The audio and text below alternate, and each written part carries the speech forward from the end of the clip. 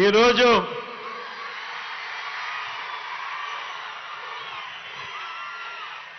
మన విజయవాడను చూస్తా ఉంటే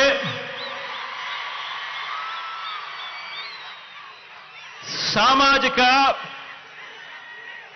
చైతన్యాల వాడగా ఈరోజు విజయవాడ కనిపిస్తా ఉంది.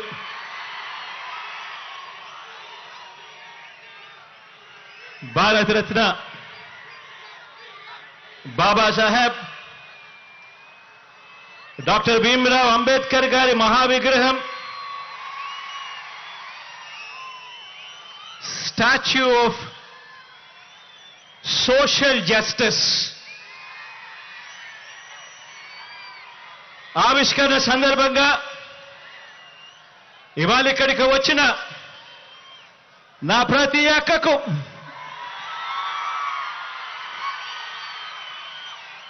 నా ప్రతి చెల్లెమ్మకు, ప్రతి అవ్వకు, ప్రతి తాతకు, ప్రతి సోదరుడికి, ప్రతి స్నేహితుడికి, మొత్తం దళిత జాతికి, బహుజనులకు రాజ్యాంగాన్ని, ప్రజాస్వామ్యాన్ని ప్రేమించే ప్రతి గుండెకు ఈరోజు మీ జగన్ అభినందనలు తెలియజేస్తా ఉన్నాడు ఈ వేదికపై నుంచి.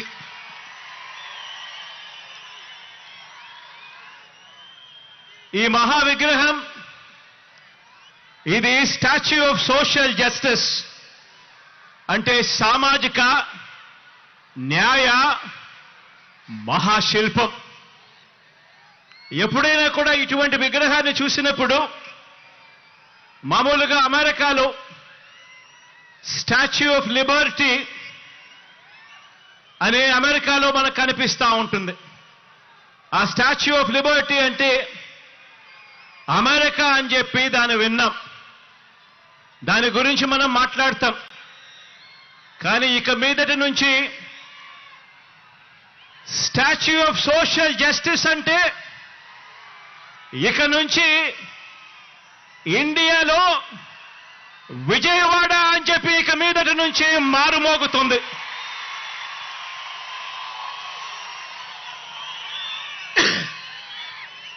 ఈ విగ్రహం మనందరి ప్రభుత్వం ఈ 56 నెలల్లో అడుగడుగునా కూడా అనుసరించిన సామాజిక న్యాయానికి నిలువెత్తు నిదర్శనం ఈ విగ్రహం ఇక్కడే విజయవాడలో ఎప్పుడు కనిపిస్తూ ఉంటుంది. ఆశ్చర్యం ఏమిటో తెలుసా? అంబేద్కర్ గారు జన్మించి 133 సంవత్సరాల తరువాత కూడా, అంబేద్కర్ గారు మరణించిన 68 సంవత్సరాల తరువాత కూడా ఈ విగ్రహాన్ని స్టాచ్యూ ఆఫ్ సోషల్ జస్టిస్ కింద, సామాజిక న్యాయ మహాశిల్పం కింద ఈ రోజుకి కూడా ఏర్పాటు చేసుకుంటా ఉన్నాం. ఆలోచన చేయమని అడుగుతా ఉన్నా. ఎందుకు చేస్తా ఉన్నాము? కారణం, ఈ విగ్రహం వేల సంవత్సరాల భారత సామాజిక చరిత్రను, వేల సంవత్సరాల భారత సామాజిక చరిత్రను, ఆర్థిక చరిత్రను, మహిళా చరిత్రను మార్చిన ఓ సంఘ సంస్కర్త, ఓ మరణం లేని మహనీయుడి విగ్రహం ఈ విజయవాడలో ఈరోజు ఆవిష్కారం అవుతా ఉంది. బాబాసాహెబ్ మన భావాల్లో ఎప్పుడూ కూడా బ్రతికే ఉంటాడు. ఎప్పటికీ కూడా మన అడుగుల్లోనూ, మన బ్రతుకుల్లోనూ, మన భావాల్లోనూ ఆయన ఎప్పటికీ కూడా కనిపిస్తూనే ఉంటాడు. ఈ దేశంలో పెత్తందారితనం మీద, అంటరానితనం మీద, కుల అహంకార వ్యవస్థల దుర్మార్గుల మీద, ఆ దుర్మార్గాల మీద అక్క చెల్లెమ్మలపై వివక్ష మీద పోరాటాలకు నిరంతరం స్ఫూర్తి ఇస్తూనే ఉంటాడు ఆ మహామనిషి. విజయవాడలో, అది కూడా స్వాతంత్ర సమర చరిత్ర ఉన్న మన స్వరాజ్య మైదానంలో, అది కూడా 75వ రిపబ్లిక్ డేకు సరిగ్గా వారం రోజుల ముందర మనం ఆవిష్కరిస్తా ఉన్న ఈ అంబేద్కర్ గారి మహాసుగ్రహం, మహాశిల్పం.